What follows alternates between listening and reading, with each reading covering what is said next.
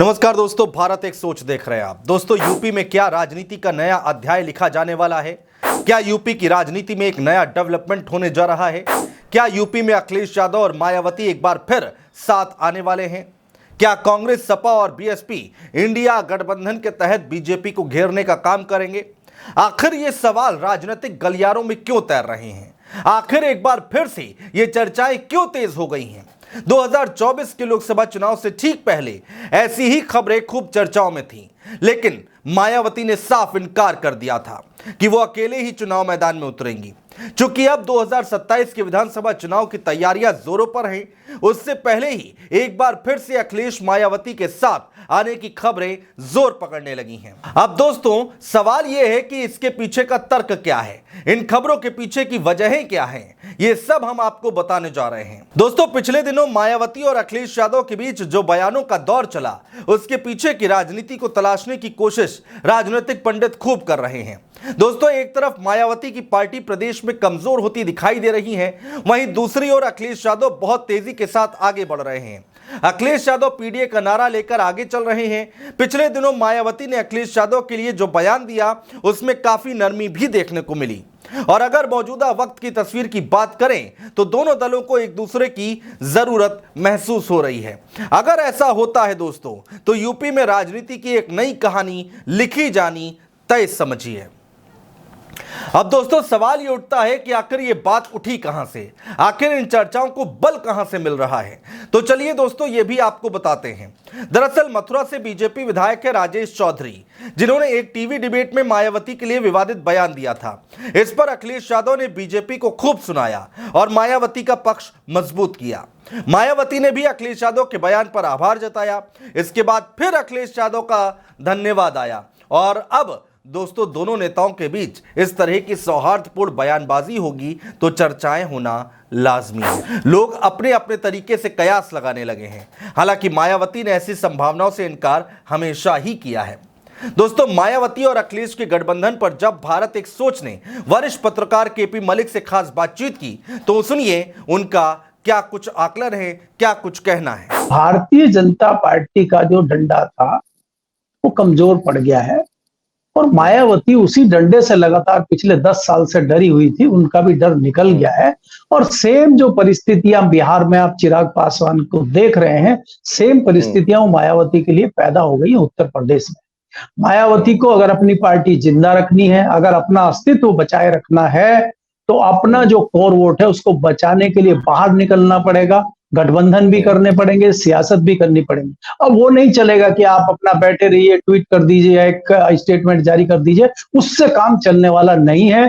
क्योंकि जिस तरह के तेजी से आपका मतदाता अग्रसर हो रहा है कांग्रेस की तरफ, समाजवादी की तरफ, चंद्रशेखर की तरफ, तो उससे कहीं ना कहीं मायावती को लग रहा है कि खतरा नजदीक है और उस खतरे से बचने के लिए उनको जो सबसे आसान रास्ता नजर आता है और जिसकी आवश्यकता भी है, वो अखिलेश के साथ समझौता करना चाहती हैं।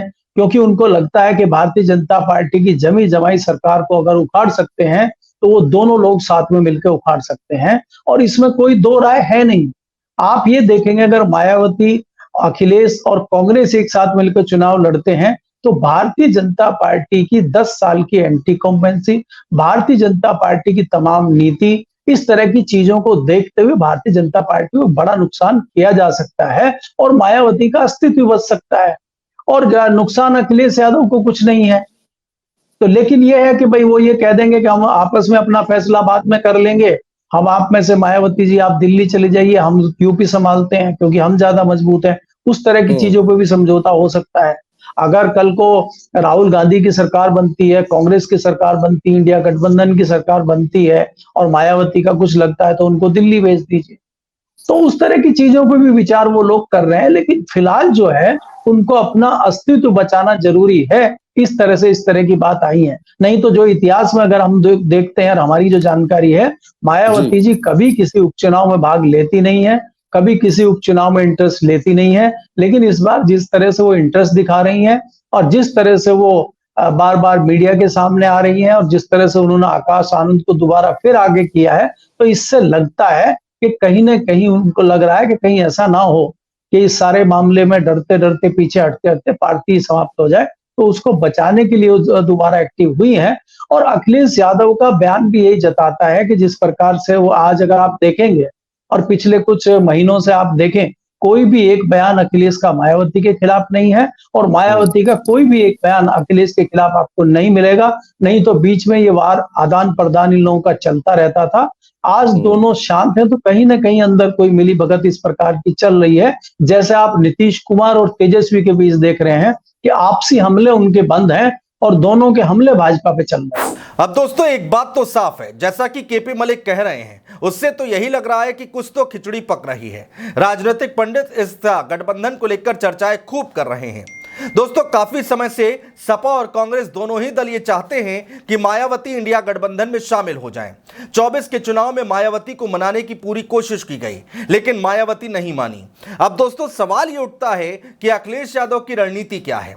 24 के चुनाव में अखिलेश यादव ने पीडीए के सहारे अच्छा प्रदर्शन किया और अब दलित और जाटो वोट बैंक में भी अखिलेश अपनी पैठ बनाना चाहते हैं।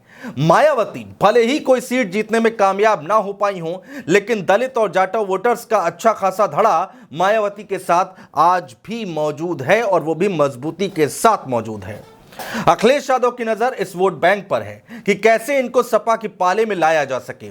दोस्तों सपा के ऊपर हमेशा से ये आरोप लगते आए हैं कि जब जब समाजवादी पार्टी की सरकार रही है उसमें यादव और मुस्लिमों को ज्यादा तरजीह दी जाती रही है, लेकिन अब अखिलेश यादव अपनी पार्टी की इसी छवि को बदलने की कोशिश कर रहे हैं। 24 के चुनाव में अखिलेश इस दिशा में काफी हद तक कामयाब भी रहे और शायद इसीलिए जब बीजेपी के विधायक ने मायावती को सबसे भ्रष्ट मुख्यमंत्री कहा तो अखिलेश ने जोर शोर से मायावती के पक्ष में अपनी बातों को उठाने की कोशिश की।